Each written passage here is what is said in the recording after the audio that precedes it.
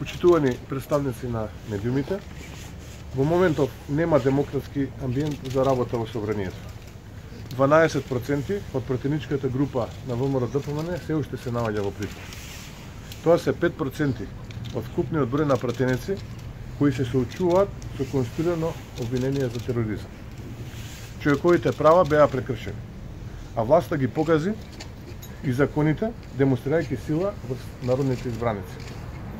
Народниот правобранител недвосмислено констатираше дека при приведувањето на пратениците Крсто Муковски, Љубен Арнудов и Жаклина Пешевска на 28 ноември 2017 година е повредено правото на пратенички имунитет загарантирано со член 64 од Уставот на Република Македонија. Народниот правобранител констатираше и дека полициските службеници не се придржувале до правните процедури за приведување определени со член 19 од Правилникот за начинот на вршење на полициски работи, според кој, доколку при приведувањето на лицето се повика на имунитет, полицискиот службеник, откако ќе го изврши проверка, го прекинува апсењето. Повеќе од јасно е дека надлежните сториле кривично дело по член 140 од Кривичниот закон, кој предвидува соодветни санкции за противправно лишување од слобода. Сето ова е доказ дека во Македонија имаме класичен политички програм. Злоупотреба на институциите за пресметка со сите кои мислат поинаку и кои не се плашат гласно да се спротистават на антидржавните политики на власта предводена од Социјалдемократскиот сојуз на Македонија.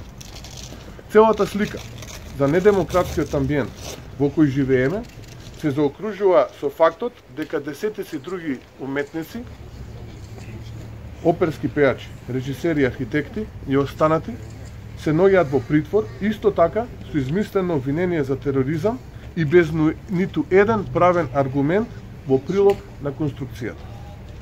Власта е таа која треба да избере помеѓу реформите и просперитетот од една страна и политичкиот прогон и пресметките со неистомислениците.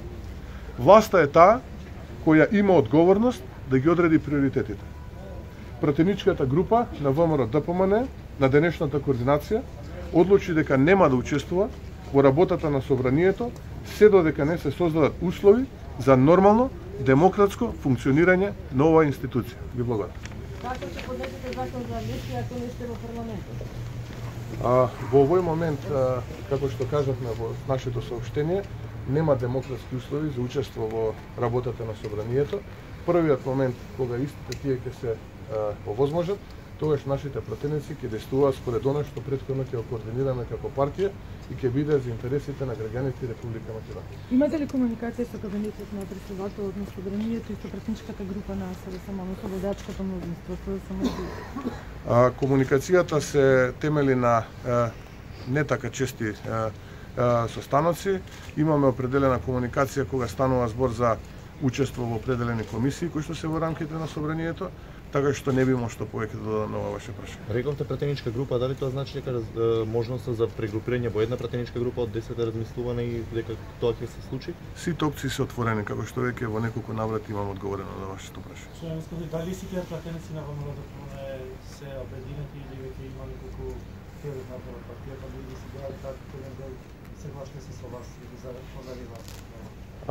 Пратеничката група на ВМРО-ДПМН се разбира онаа која што е на слобода, со исклучок на оние кои што бесправно се задржани во притвор, е апсолутно конструктивна и учествува заеднички во креирање на ставовите, одлуките, состаноците кои што ги имаме со раководството на партијата, така што многу пати во минатото кажав, еве сега ќе повторам, на користам оваа прилика да кажам, пратеничката група на ВМРО-ДПМН е единствена, обединета и сите заедно стоиме за овие ставови кои што денеска пред вас беа презентирани и пред целокупната македонска јавност. Докаде се реформира во партијата и веќе почнавте постапче за работиме на тоа. Тоа е еден сложен процес, комплексен процес кој што ќе се темели на компаративна анализа со статути кои што се дел од нашите сестрински партии. Се разбира, ќе се обидеме да примениме и да изготвиме еден таков документ кој што ќе има подлога употребна вредност, документ кој што ќе ги опфати демократските принципи на партијата, документ кој што ќе ги вклучи сите специфики на Македонија и како држава и како општество.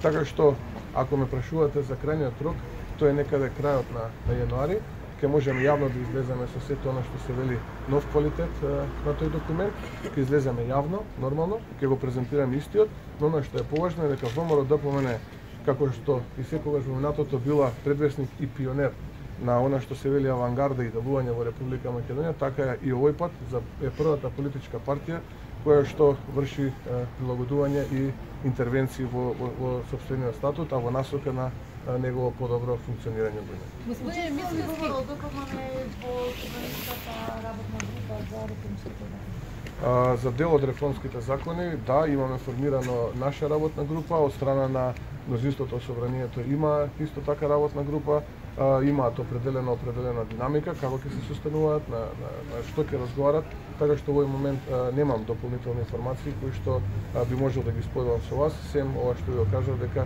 такви две работни групи од страна на ВМРО ДПМН и од страна на владеачкото мнозинство се формирани и продолжуваат со работа на дел од реформските закони кои што се дел од собраниската процедура во овој момент. Ви благодарам. ВМРО ДПМН е Божан Моле процесот на крајот. Дали ќе учествувате на 25 и 26 јануари најави председателот на собрание? За таков процес не сме информирани, нити па е пристигната официјална покана до кај нас, нити па ја знаеме содржината и намената на овој процес. Така што во овој момент немам што да додадам на ова ваше прашање, сем на тоа да кажам дека ВМРО ДПМН како политичка партија не е запознаена нити со датата, нити со целта, нити со содржината на евентуалното одржување на тој процес. Рекате нешто, дали имате евентуално само против пратениците? Дали сметате дека не треба пратениците да одговараат, а другите да одговараат за 20 април или воопшто никој да не одговара? Не, може би не го проследивте целокупното моје обраќање на оваа денешна пресконференција. Мислам дека сите луѓе кои што беа опфатени од она што се вели политички програм беа споменати. Ви благодарам уште еднаш. Ви благодарам.